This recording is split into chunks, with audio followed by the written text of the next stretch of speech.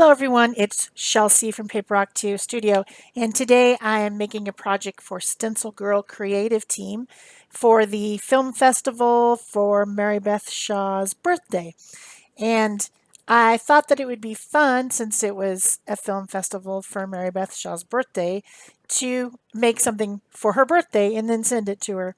So this is Bristol cardstock, and I've picked a color scheme. As you can see up at the top, I have some Naples yellow, cobalt teal, diorite yellow, Titan buff, quinacridone gold, and green gold. That's going to be my color scheme. I've cut my Bristol cardstock to a certain size to fit on a 6x6 black background, because I have a 6x6 vellum envelope, and then I cut this 6x6 black background. I like my things to be framed. I like an extra layer on my cards and tags and ATCs and things like that to give a frame. I just think it looks nice. So then I folded in the two sides of the long paper and made a trifold card that opens in the middle. And then I'm going to do some stencil layering. I know that Mary Beth likes grids, and I thought it would be fun to do kind of like a play on circles versus grids, and use stencils from StencilGirl products, obviously, that are either squares or circles. So I am using a couple different stencils on top of each other. I've got a medium grid that's from SET 9MB's grid stencils. And then I also have the L071 random circle stencil. I didn't notice when I planned, when I grabbed these stencils, I didn't notice that that 3 out of the 4 stencils that I chose are designed by Mary Beth Shaw. So it's her birthday, it's her stencils that she designed, and I was trying to make something that she would like, which is, some grid pattern type stuff. So I'm using sponge pouncers and just pouncing my colors. I've switched now to the squares overlapping stencil over the top of that medium grid, and that one was designed by Carolyn Dubey. The paints I'm using today are mixed media fluid paints from DecoArt company, and then one of them is a Liquitex Basics, the Naples Yellow, which to me is really kind of a neutral. So I'm just switching the stencils out. This one that I'm using now is also from the grid set. There's a larger square, a medium square, and a small square from Mary Beth's grid set, which I think might be one of the very first stencils she ever designed. I just think that for some reason. So switching back and forth between the stencils, now I'm going to use a brayer and some Titan buff paint to kind of lighten everything up and unify a little bit. That's a good way to bring everything together, is to brayer. I like to use my 2-inch soft rubber brayer to do this, and in this case, a light color. Sometimes it just depends on the colors that I'm using, but I wanted to kind of lighten up. And then I'm going to add another layer of stenciling over the top.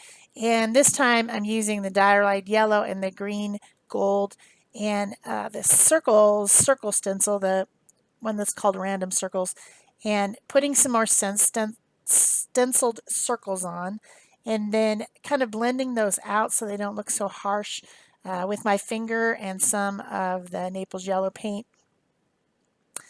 And I just keep layering until I'm happy with what it looks like. I've decided to add in some more cobalt teal, and I'm using that small grid again to do that, and just adding a few squares here and there. So I really have the play between the curvy lines of the circles and the more grid-like lines of the grid. Yeah, that's what I meant. So then I dry it and flip it over to the other side, and I'm going to repeat the process. This time I have the larger grid. It's the largest one in the set of 3, and I've got the circles again, the same colors, the same sponge pouncers, not much change, but The reason that I want to do the back and the front, first of all, it gives me an option of which side I like to be on the inside and which side I want to be on the outside. Also, the flaps. So the flaps that close to the center are going to have paint on both sides because they need to have something on the outside of the card and also something on the inside of the card. So that's the reason that I did both sides of the card with stenciling. I actually end up liking the back side better than the front side, and I use that for the outside parts of the flaps, and then I use the other side for the inside.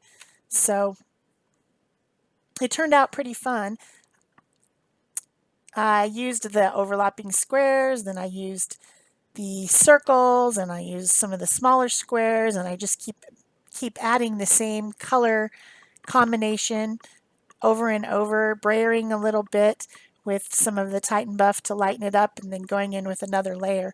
I think the reason I liked this side in the end for when I folded it is that on the right hand side it has mostly square grid-like stuff, and on the left hand side it has mostly circles, and so you really do get that play on the front of the card between the circles and the squares. Although they are all blended on there and there's circles and squares on both sides, I still ended up with kind of squares on one side and circles on the other. So adding in some of that quinacridone gold with the Stencil Club one, and then some more of these smaller grids with the green gold. I'm also blending every once in a while with the dirty sponge now. Now the sponges have so much paint on them that I can really kind of get a little bit of a soft edge blend by just rubbing with the sponge. When I first put paint on them, they don't work that well for that, but when they get nice and saturated with paint, then they do. Also, I'm blending and integrating with my finger as well. So I'm just about done coloring both sides of my paper with all my stenciling and stencil layering and grids and circles and the whole thing that I had intended.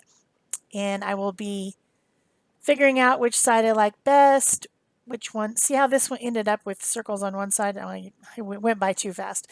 So I decide, because I'm planning on putting this on that black frame background, that there does need to be some black within the composition, but I don't want to stencil it. I don't want a bunch of black and a bunch of drama and contrast. I just want a little bit of black. So I decide to use a large black pencil to draw some lines and do some mark making.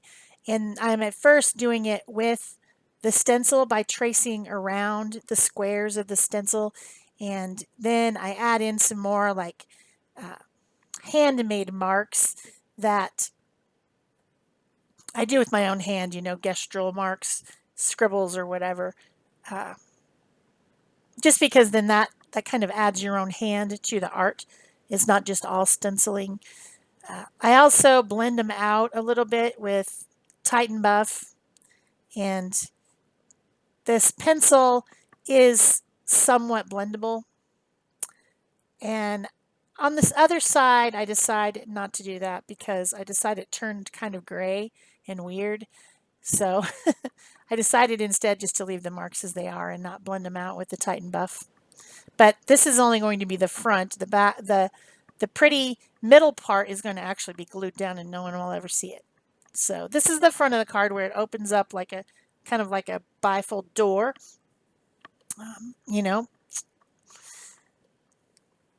Maybe a cupboard or a console. You know what I'm talking about. Two doors opening up from the center. And I'm pretty happy with that. Still probably mess with it a little bit more, but I decide to go around the edges of all the paper with an ink pad to give all the paper, all the edges, a interesting kind of spongy looking edge with the ink pad. This does become my downfall in the end because here's what you need to learn. Patience. If you would just let the thing dry instead of continuing to mess with it, you wouldn't have so many opportunities to fix smears and stuff that happens.